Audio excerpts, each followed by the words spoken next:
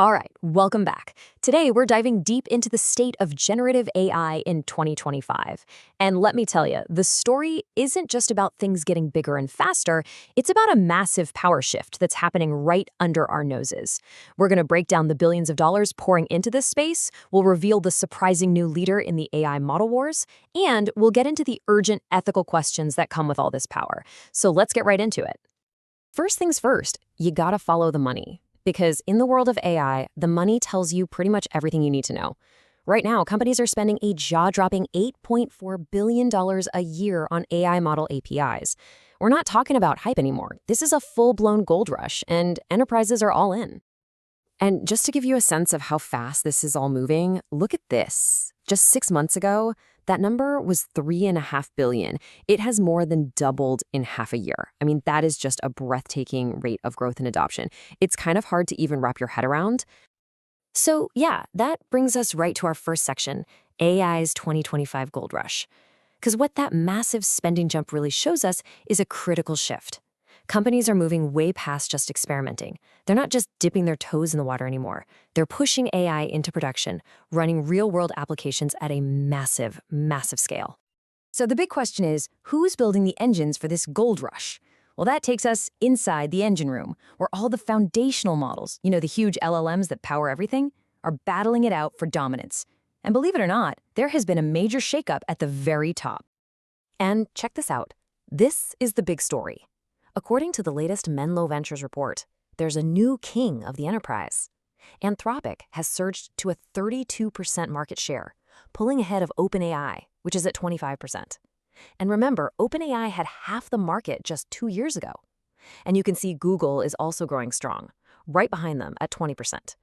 So how in the world did Anthropic pull this off? Well, it really came down to 3 key things. First, code generation became AI's first true killer app for business. It's a massive productivity boost for developers, and Anthropic's model, Claude, became the go-to choice. Second, they figured out a smarter way to scale their models that wasn't just about brute forcing it with more data.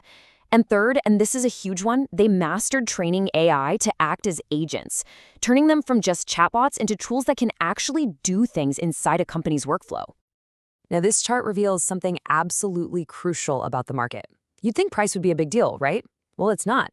An overwhelming 66% of developers who switched models are simply upgrading to a better performing version from the exact same provider. Only 11% switch vendors completely.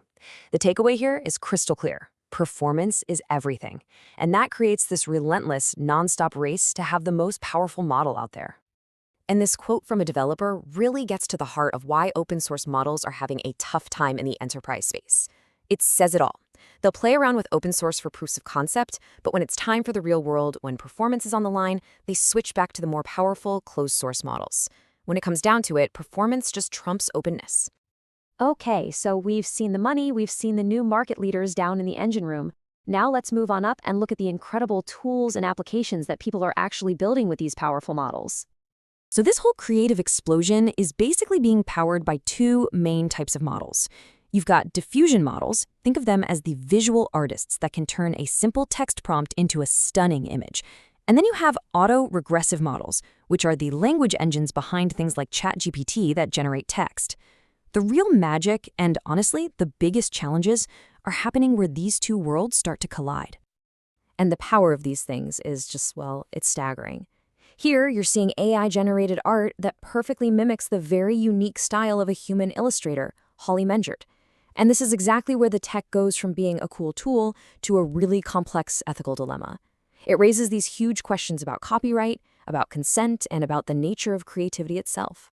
And believe me, this creative power is moving way beyond static images. We are smack in the middle of an explosion in AI video tools that are just blurring the line between what's real and what's generated. You have platforms like Google Veo creating entire videos from scratch, Runway that lets you alter existing footage in ways that feel almost godlike, and Synthesia creating photorealistic avatars that can completely replace human actors and things at corporate training. This isn't just a new tool, it's a whole new medium. But, of course, with this incredible power comes incredible risk. So, for our next section, we have to talk about the monumental challenge of building guardrails for a technology that's advancing this quickly. And there is no better example of this challenge than the deepfake dilemma. The ability to create hyper-realistic, completely fake content means that our own eyes and ears can no longer really be trusted. And that's a threat that society is really just scrambling to understand. The dangers here are really profound.